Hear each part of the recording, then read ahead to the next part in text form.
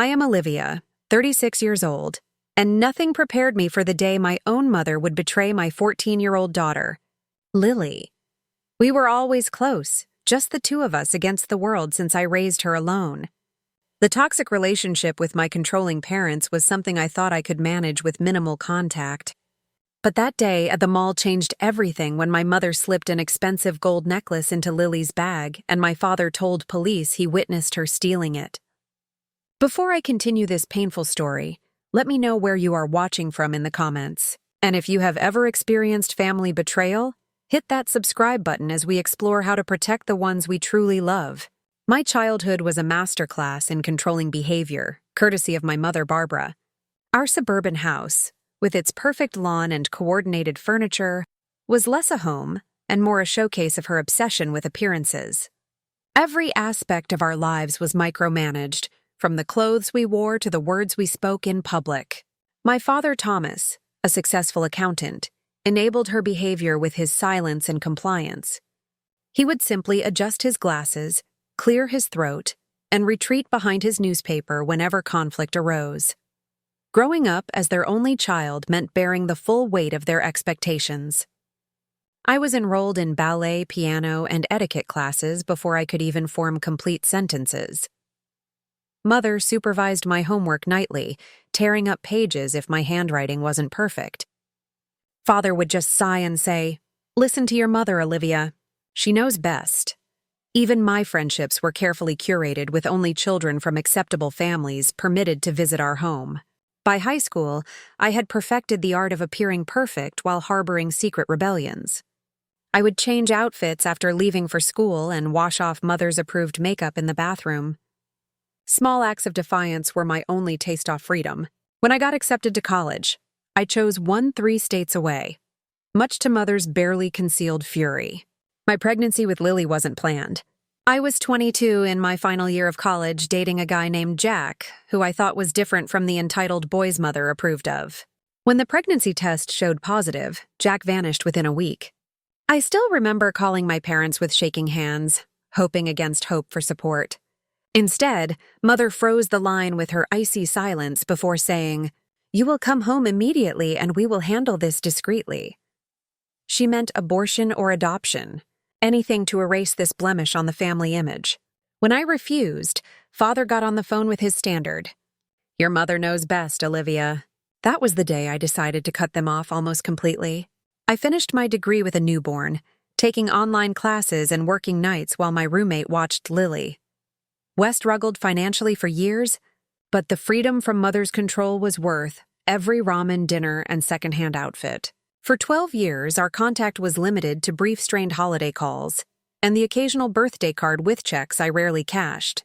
Lily knew her grandparents existed, but understood they weren't part of our lives.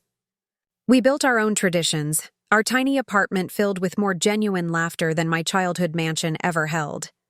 Then Mother had a health scare, a minor stroke that Father dramatically portrayed as near fatal. Guilt and some lingering hope for resolution pulled me back into their orbit. I agreed to occasional family dinners, always on neutral ground, like restaurants, where Mother's ability to control the environment was limited. From the first dinner, Mother fixated on Lily. My beautiful, creative daughter, with her purple-tipped hair, vintage clothes, and confident smile, was everything I hadn't been allowed to be. Mother would purse her lips, eyes narrowing, as she assessed Lily like a problematic painting hanging crooked in her perfect living room. "Young ladies, don't slouch, Olivia. You should correct her posture," she would say, speaking about Lily as if she wasn't there, or that hair color will limit her opportunities. "I know an excellent salon that could fix it." Father would nod along occasionally, adding, "Your grandmother has excellent taste. Lily, you should listen to her." Lily handled it with remarkable grace, smiling politely, while squeezing my hand under the table in our secret signal that meant I need chocolate ice cream therapy after this. We would laugh about Mother's outdated views on our drive home, but I noticed how Lily would check her appearance in the mirror more frequently after these visits. As these family gatherings increased and frequency tension grew, Mother began bringing designer clothes in Lily's size to dinners, ignoring the fact they were nothing like what my daughter would ever wear. She would comment on Lily's grades, suggesting tutors despite my daughter being an honor student. Father backed every suggestion with his wallet offering to pay for these unwanted improvements. What truly disturbed me was catching Mother staring at Lily and me when we would laugh together or share inside jokes. There was something beyond disapproval in her eyes. It took me time to recognize it as jealousy, emotion. I had never associated with my seemingly perfect mother. She was jealous of the relationship I had built with my daughter, one based on trust and mutual respect rather than control and fear. I should have recognized the warning signs. I should have protected Lily better. But some small wounded part of me still longed for parental approval, still hoped for reconciliation. That misplaced hope would cost my daughter dearly. The invitation seemed innocent enough. Mother called on a Wednesday. Her voice unusually warm-ass. She suggested a family shopping trip to celebrate Lily's upcoming 15th birthday, though she was still 14. "I want to spoil my only granddaughter," she said. "Let me do this, Olivia." Against my better judgment, I agreed. Lily was less enthusiastic but willing to try for my sake. "You always say people can change, Mom," she reminded me. Maybe Grandma is finally trying. That Saturday morning, we met at Harrington Plaza, an upscale shopping center where Mother had a personal relationship with several boutique owners. She greeted Lily with air kisses and presented her with a designer handbag as a pre-birth gift. "It's genuine leather," she emphasized, looking pointedly at Lily's beloved thrift store canvas bag. Father hovered nearby, smiling benignly and offering his credit card at every turn. "For once, buy whatever catches your eye, Olivia," he encouraged. My treat. The sudden generosity felt foreign after years of financial independence. Our first stop was Elite's, a boutique so exclusive that the prices weren't displayed on any items.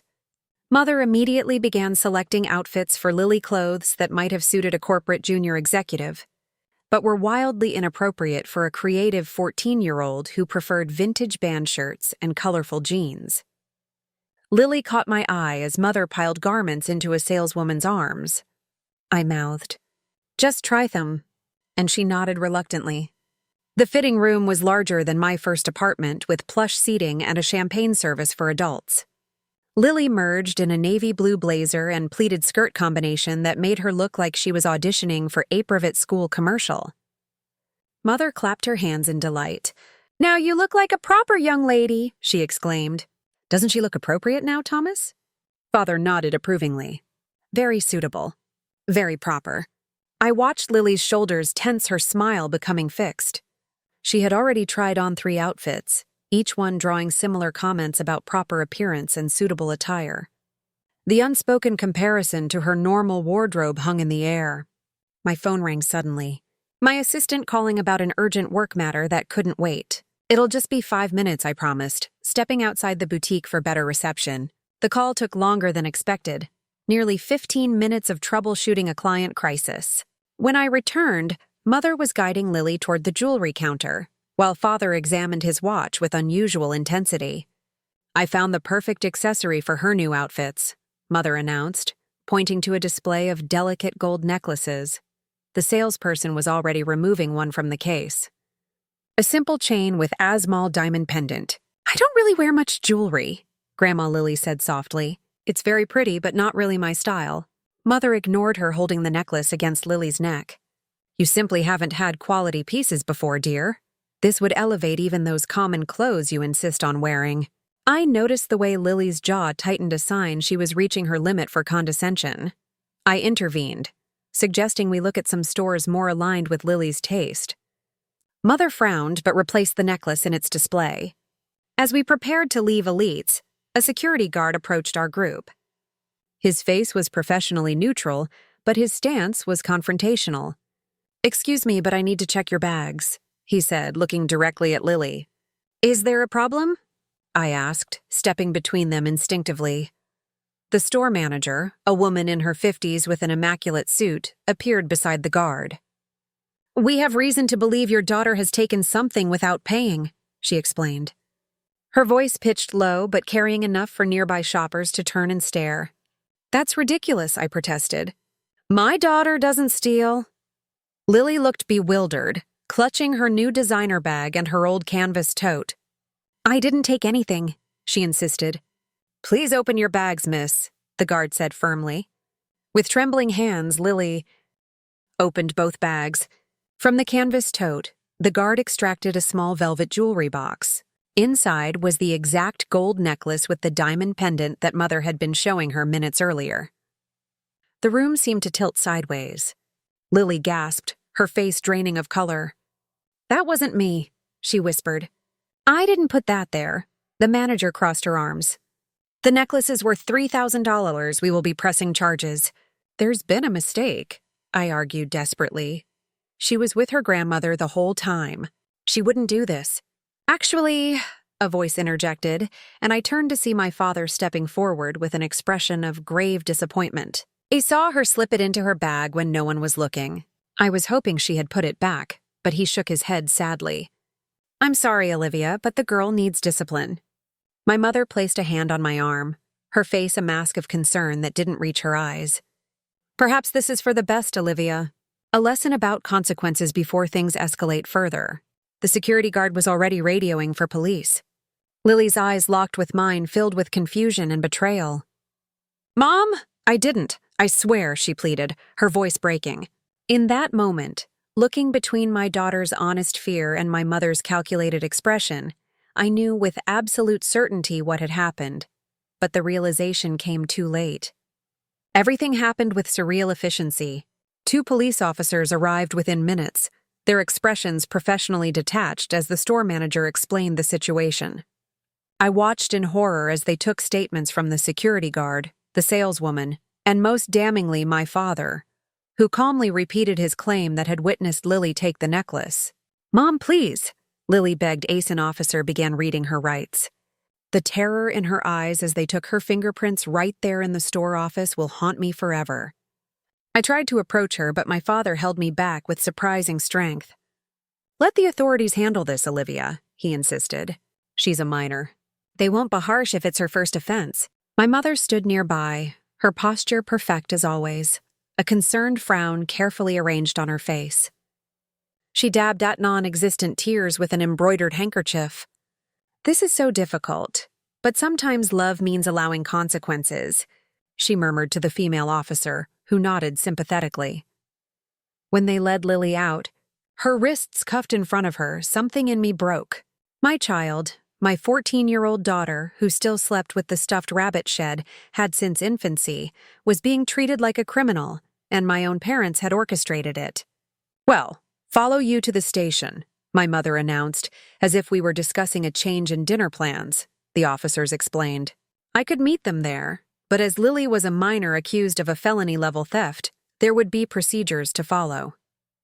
"I need to go with her now," I insisted, moving toward the police car, where Lily sat in the back seat, shoulders hunched and head down.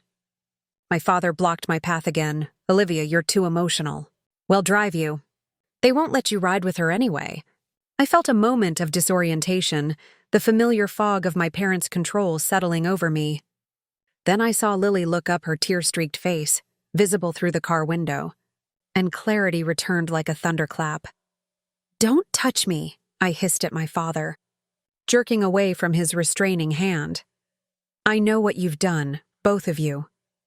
My mother stepped closer, her voice dropping to the warning tone that had terrorized my childhood. "Olivia, you're making a scene. Think about appearances." "I don't give a damn about appearances," I snapped loud enough for the lingering shoppers to hear. "My daughter's welfare is all that matters. And I will see you both later." I drove to the police station with white-knuckled focus handshaking on the steering wheel. The Juvenile Processing Center was a maze of bureaucracy and indifference. I filled out forms, answered questions, and waited in hard plastic chairs under fluorescent lights that made everyone look sickly. 3 agonizing hours passed before they allowed me to see Lily. They led me to a small room where my daughter sat alone. Her makeup smeared from crying, the confident teenager I'd dropped off at the mall, replaced by a frightened child. She flew into my arms the moment I entered. "Mom, I didn't take it." "I swear I didn't." She sobbed against my shoulder. Grandma was showing me jewelry, but I never touched that necklace. "Why would Grandpa lie?" "I believe you. I whispered fiercely, holding her tight. "I know you didn't do this. We are going to fix it." The juvenile detective assigned to the case was skeptical. He had my father's statement, the store manager's complaint, and the physical evidence of the necklace found in Lily's possession. In his experience, he explained, with practiced patience, family members rarely gave false statements against their own grandchildren. "Did you check for fingerprints on the box or necklace?" I demanded. The detective looked uncomfortable. "The merchandise has been handled by store staff, your mother during shopping, and potentially others. Fingerprints would be inconclusive at best." I thought of the security cameras I'd noticed in the high-end boutique. "What about video footage?" "We can request that as part of the investigation," he conceded, "but with an eyewitness statement from a family member, especially one with no apparent motive to lie." This case is fairly straightforward. I wanted to scream that he didn't know my mother didn't understand the lengths she had go to exert control. Instead, I focused on getting Lily released into my custody. As it was her first alleged offense and she had no record, they agreed to release her on recognizance with a juvenile court date set for the following month. The drive home wasn't. Lily stared out the window, physically present but emotionally miles away. When we stopped at a red light, I reached for her hand. She flinched before realizing it was me. "I'm sorry," she whispered, and the apology broke my heart because she had nothing to apologize for. At home, the emotional dam broke. Lily collapsed on her couch, her body shaking with sobs. Between gasping breaths, shepherded out her confusion and hurt. "Why do they hate me so much?" "What did I do wrong?" she cried. Grandma was right there when I was looking at the jewelry. I never even touched that necklace. And Grandpa, he just stood there and lied about me like it was nothing. I held her, rocking slightly, as it done when she was small. "They don't hate you, sweetie. This isn't about you at all." "Then why?" she demanded, pulling back to search my face. Why would they do this? I struggled to find words that would make sense of something so senseless. "Your grandmother has always needed to control everything and everyone around her. And when she can't, she sometimes does extreme things. But getting me arrested," Lily looked incredulous. "That's not controlling. That's cruel." I couldn't argue with her assessment. As Lily finally fell into exhausted sleep on the couch, I covered her with a blanket and retreated to the kitchen, my mind racing with next steps. One thing was absolutely clear. I would never allow my parents near my daughter again. By sunrise, I had a plan. While Lily slept emotionally drained from her ordeal, I made 3 important calls. The first was to my boss explaining I needed emergency family leave. The second was to Jessica, my college roommate, who had become a criminal defense attorney. The third was to the manager of Elites requesting an urgent meeting regarding their security footage. I left a note for Lily explaining it'd be back soon and asking her to rest. The boutique wasn't open yet when I arrived, but the manager, Vivian Porter, met me at the service entrance. Her professional demeanor had softened somewhat after I explained the situation in my late-night voicemail. "I've pulled the footage from yesterday," she said, leading me to a small office in the back. Normally, WED only released this to police with a formal request, but I'm troubled by what you described. If there's been a misunderstanding, we have no interest in prosecuting an innocent child. The security system was state-of-the-art with multiple camera angles covering every corner of the boutique. Vivian efficiently located the timestamp corresponding to our visit and began playing the footage. I watched our family enter the store, saw Lily trying on the clothes Mother had selected, and then located myself stepping outside to take the phone call. What happened next made my blood run cold. While Lily was in the changing room trying on the final outfit, the cameras clearly showed my mother removing the gold necklace from the display when the saleswoman turned away. With practiced sleight of hand, she slipped the velvet box into Lily's canvas tote, which had been left on a chair near the fitting rooms.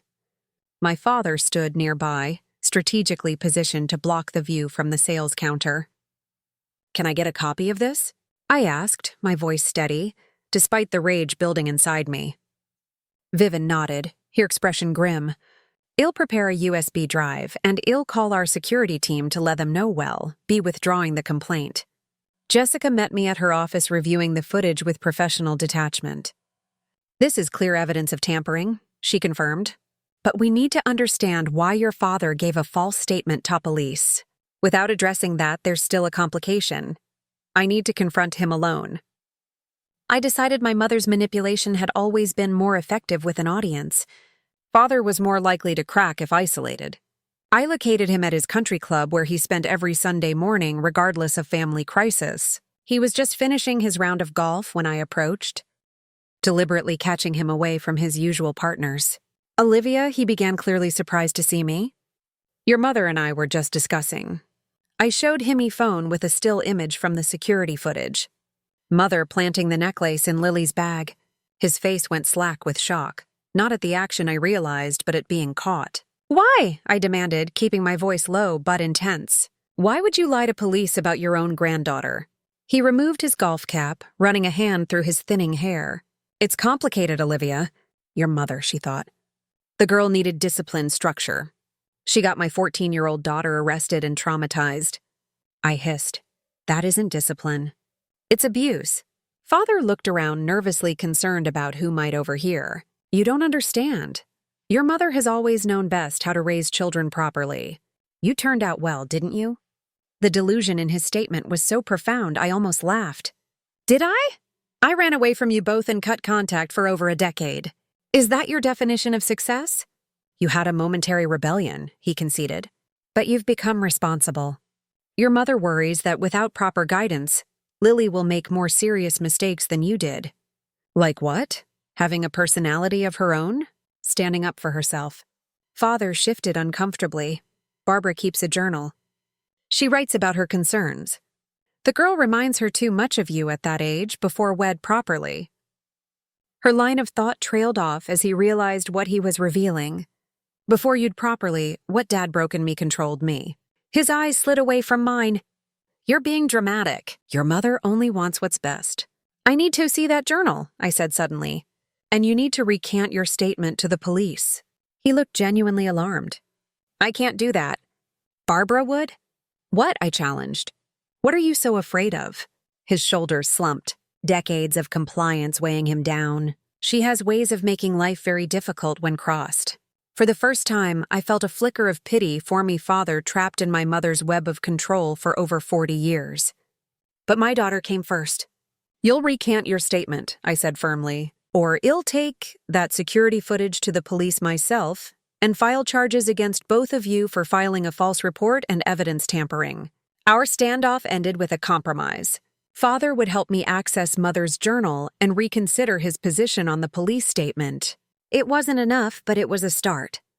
That evening, while Mother was at her weekly bridge game, Father let me into their house. The journal was hidden predictably in Mother's vanity drawer, locked but easily opened with the hairpin trick. It learned as a teenager wanting to read my confiscated letters. The entries were more disturbing than it imagined. Pages dedicated to critiquing Lily's appearance, behavior, and perceived defiance. Detailed plans for correcting her development through a series of lessons designed to break her willful nature. The shoplifting setup had been planned for weeks, with Mother believing an arrest would make Lily more malleable to her influence afterward. Most chilling were the passages comparing Lily to me. Noting all the ways my daughter was becoming independent faster than I had, and Mother's determination to intervene before she became another disappointing woman who defies family expectations. I photographed the relevant pages, my hand steady despite my internal turmoil. Father watched from the doorway, his expression shifting between shame and ingrained loyalty to Mother. "Barbara had similar journals about you," he admitted quietly. "She always said it was your duty to mold you properly. When you got pregnant and refused to come home, she burned them all in the fireplace. Sat there for hours watching them turn to ash. Did you ever stand up for me?" I asked, suddenly needing to know even once. His silence was answer enough. As I prepared to leave with my evidence, I laid out the reality to my father. "I'm going to protect Lily from Mother no matter what. Either you help make this right or you'll lose both of us forever. It's your choice." For the first time in my memory, my father looked at me as if seeing me clearly. "What do you need me to do?" he asked. I spent the next day gathering my courage and finalizing my strategy with Jessica. Lily stayed home from school. The trauma of her arrest still too fresh. We talked openly about what had happened, and I showed her the security footage, wanting her to see clear proof of her innocence. "It's almost worse knowing it was planned," she said, hugging her knees to her chest. "At least if she had done it impulsively, I could maybe understand better." 3 days after the incident, I arranged to meet my parents at their house. Father had confirmed Mother would be there, though he hadn't told her I was coming or why. Jessica waited in her car down the street, ready to provide legal support if needed. My mother opened the door with her practiced social smile, which faltered when she saw my expression. "Olivia." She recovered quickly. "This is unexpected. We were so worried after that dreadful business at the mall. How is Lily coping with her mistake?" I stepped past her into the foyer, not bothering to remove my shoes, despite the pristine white carpet she treasured. Father hovered in the living room entrance, his face pale and drawn. "We need to talk," I said simply. "All of us now." Mother glanced at Father, noting his unusual silence. Her eyes narrowed slightly. "Thomas, would you bring some tea? I'm sure Olivia could use something soothing after the stress she's been under." "No tea," I said. "No deflections, no manipulation. We're going to sit down, and we're going to address what you did to my daughter." "I don't know what you're talking about," Mother said, her voice cooling several degrees. "If this is about supporting Lily's rehabilitation after her shoplifting, of course we're here to help, though I do think consequences are important for stop." I interrupted, pulling out my phone. "The evidence is right here. Security footage showing you planting the necklace in Lily's bag." I played the video, watching Mother's face as her actions were displayed in high-defined clarity. She didn't flinch, didn't show surprise, only calculation as she assessed this new development. That proves nothing she said when the video ended. I was simply returning the necklace she had asked me to hold earlier. The manager at Elite says differently, and the police now have this footage. Father stepped forward then. "Barbara, it's over. They have the evidence." Mother turned on him with sudden venom. "What have you done, Thomas?" "What have you told her?" "I showed her your journal too, Father," said his voice, quiet but steadier than he'd ever heard it. "The entry is about Lily, about your plans." "You went through my private things," Mother hissed. Genuine emotion. Finally breaking through her composed facade. "You had no right. You had my daughter arrested for something you did," I countered. "You traumatized a 14-year-old child to satisfy your need for control. What rights do you think you have left?" Mother drew herself up, smoothing invisible wrinkles from her immaculate slacks. "You don't understand what I'm trying to prevent. That girl is headstrong, undisciplined. She's going down the same path you did, Olivia, only worse because you indulge her every whim. Someone needs to provide proper structure." "Structure?" I echoed incredulously. "You call false accusations and criminal charges structure. Sometimes difficult measures are necessary," she insisted. "You were becoming the same way at her age. If we'd been firmer, then perhaps you wouldn't have thrown away your potential on an illegitimate pregnancy." The word illegitimate ignited something primal in me. I stepped closer to my mother, close enough to see the tiny lines of aging shed tried to erase with expensive creams and treatments.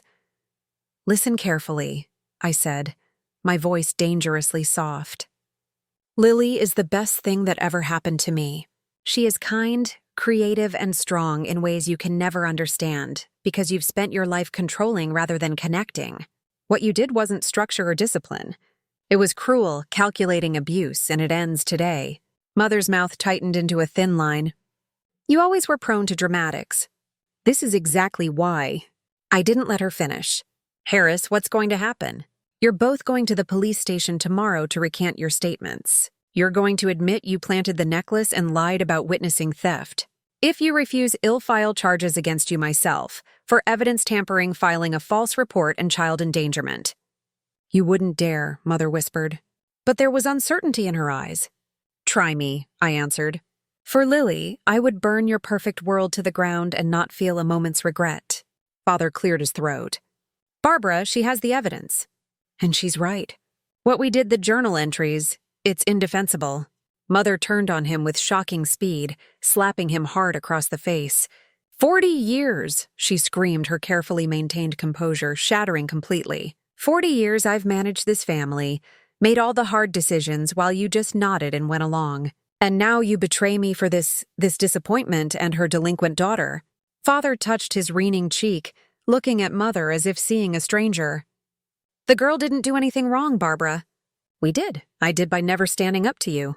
Mother looked between us, her breathing rapid, her perfect hido coming slightly undone. This is temporary insanity, she declared. You'll both come to your senses and realize I was only doing what was necessary. I took out the second piece of evidence. ID brought a sealed letter from Jessica outlining the potential legal consequences if charges were pursued. I placed it on the pristine coffee table. Tomorrow, 9 a.m. police station. Both of you, as stated. This isn't negotiable. As I turned to leave, Mother called after me, her voice shifting to the wounded tone that had manipulated me countless times before. Olivia, we're your parents. After everything we've done for you, you would turn on us like this. I paused at the door. That's the difference between us, Mother. I would never do to Lily what you've done to me. And that's why she'll never need to escape from me the way I escaped from you. True to his word, Father arrived at the police station the next morning at 9. Sharp Mother came separately, 30 minutes late, her expression glacial. Detective Sanderson, who had been skeptical of my claims, initially reviewed the security footage and witnessed statements with growing concern. You understand that filing a false police report is a serious offense, he asked my parents. Father nodded, shoulders slumped. I understand. I want to formally recant my statement. I did not see my granddaughter take the necklace. Mother was less cooperative. There has clearly been a misunderstanding, she said stiffly. Perhaps in the confusion of themament, the necklace was misplaced. Mrs. Harper, the detective said firmly, the footage clearly shows you placing the item in your granddaughter's bag. There is no confusion to claim. After 3 hours of statements and paperwork, it was official. The charges against Lily were dropped with the record sealed due to her minor status. No charges were filed against my parents, a decision I had agreed to, not for their sake, but to spare Lily the additional trauma of a prolonged legal process. Outside the station, Mother attempted one final manipulation. I hope you're satisfied, Olivia, she said. You've destroyed this family over a simple disciplinary measure. You did that yourself, I replied. We're done here.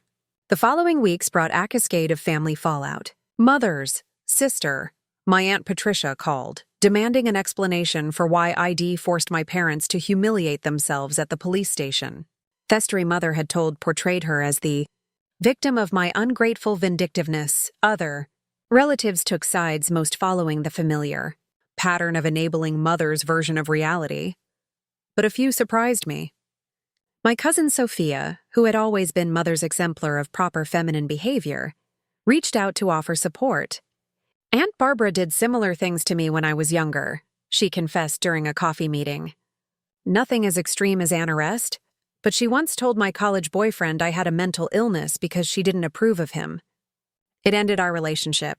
The most significant development came 2 weeks after the confrontation. Father called his voice hesitant but determined. I've moved out, he said simply. I'm staying at the residence inn for now. For divorce? I asked, genuinely shocked. My parents' marriage had seemed as immutable as a natural law. I don't know yet, he admitted. But after 40 years, I finally realized I don't recognize the person I've become by following her lead in everything. When I think about what we did to Lily, his voice cracked. I can't forgive myself. I doubt you or Lily ever will either. While I wasn't ready to offer easy absolution, his recognition of the harm done was meaningful.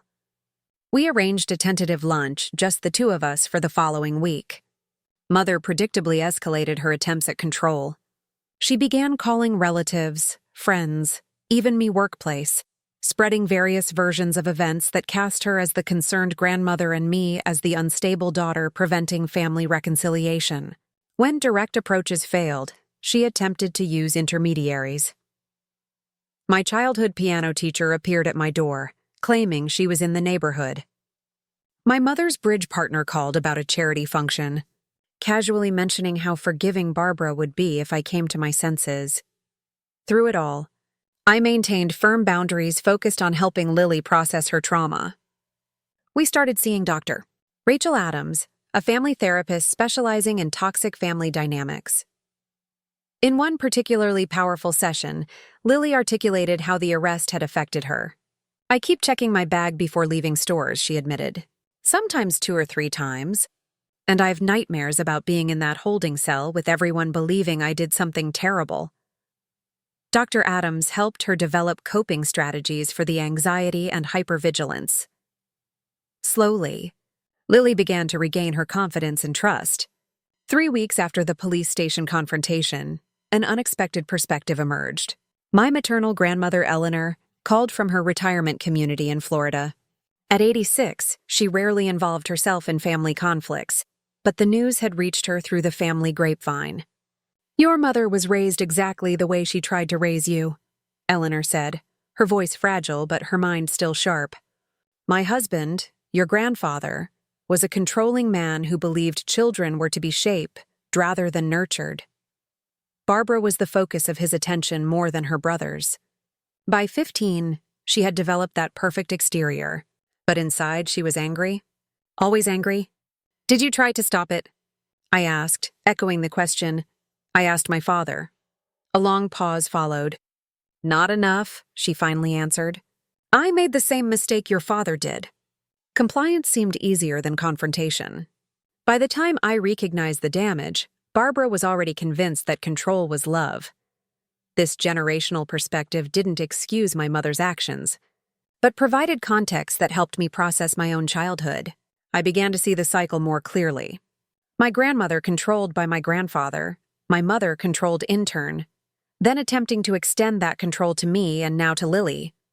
But cycles can be broken. After our lunch, where Father had tearfully apologized without excuses, I made a decision. I invited him to join one of our therapy sessions, an invitation he accepted with evident surprise and gratitude. In that session, Lily asked him directly, "Why did you lie about me, Grandpa? Did you hate me that much?" Father removed his glasses, wiping them compulsively as he always did when uncomfortable. "No, Lily, I never hated you.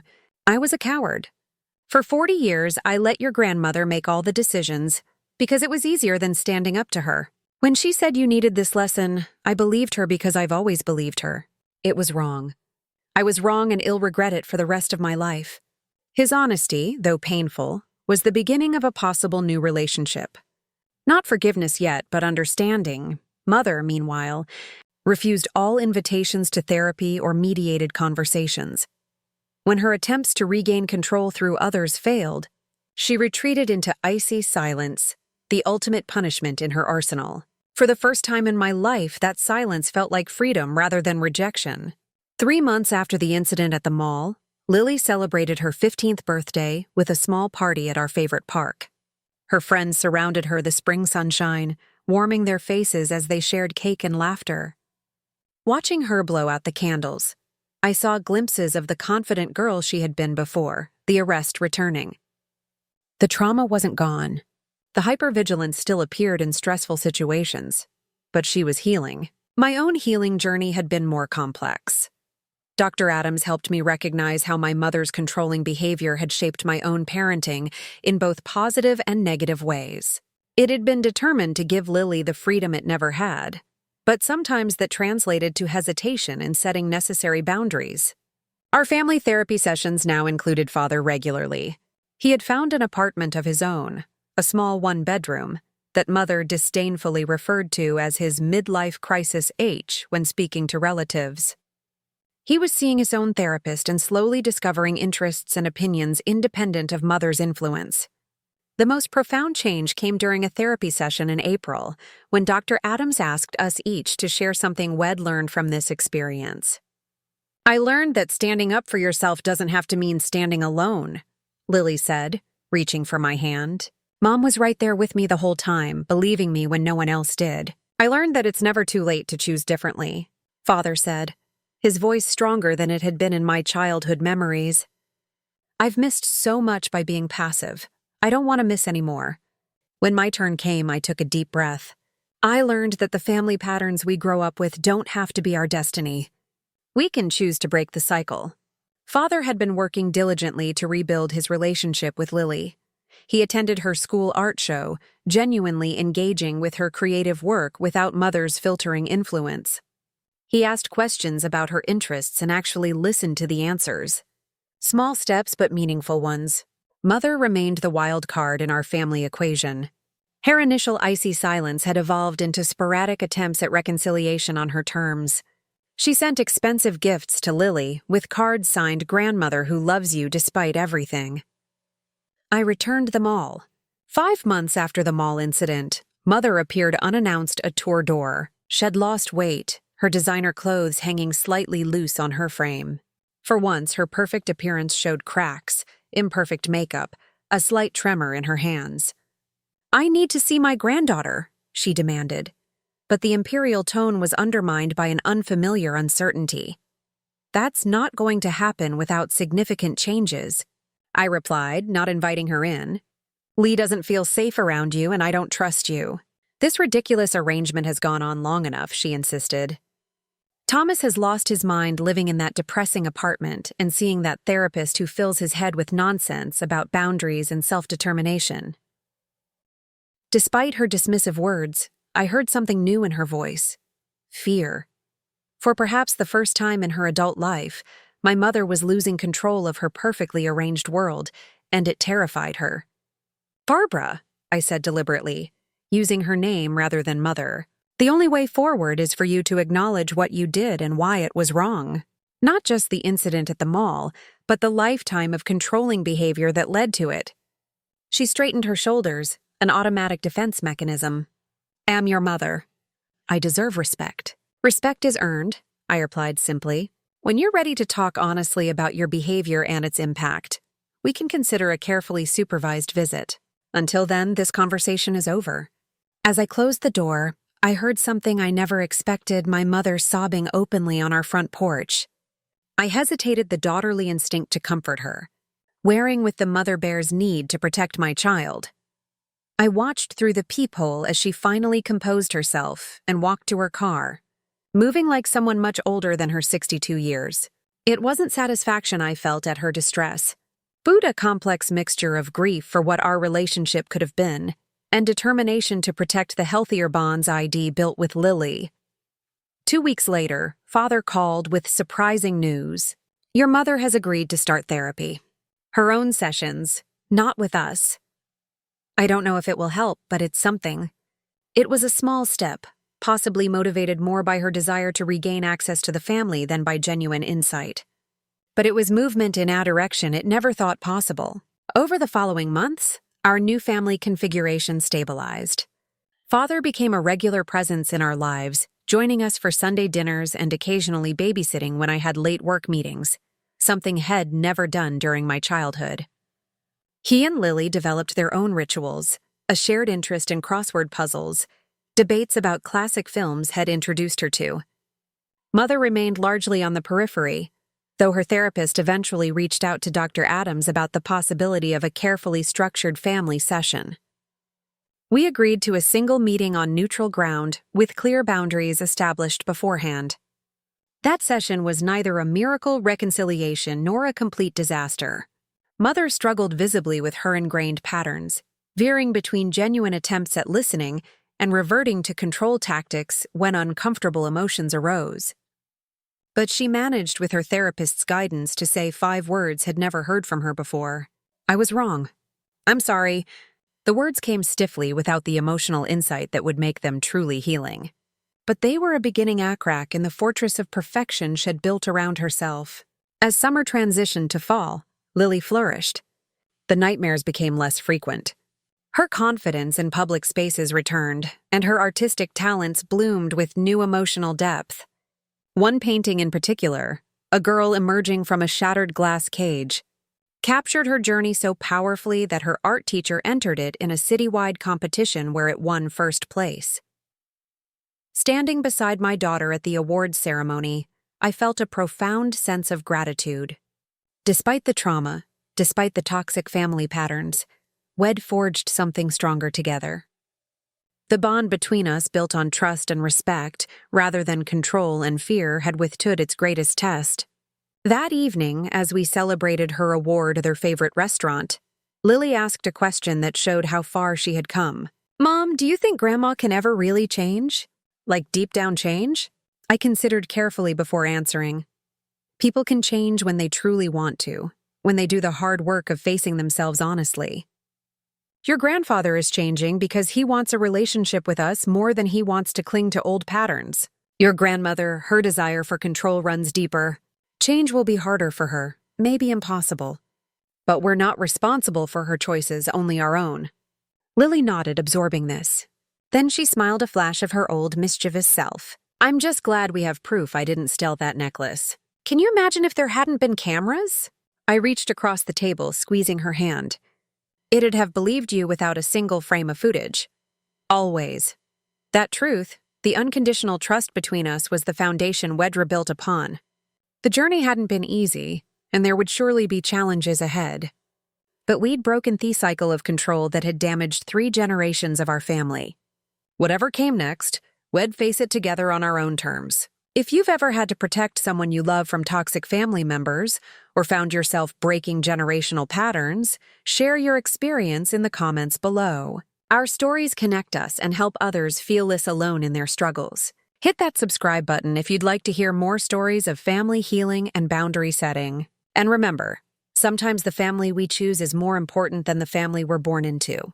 Thank you for listening to my story, and may you find the courage to write your own healthier endings.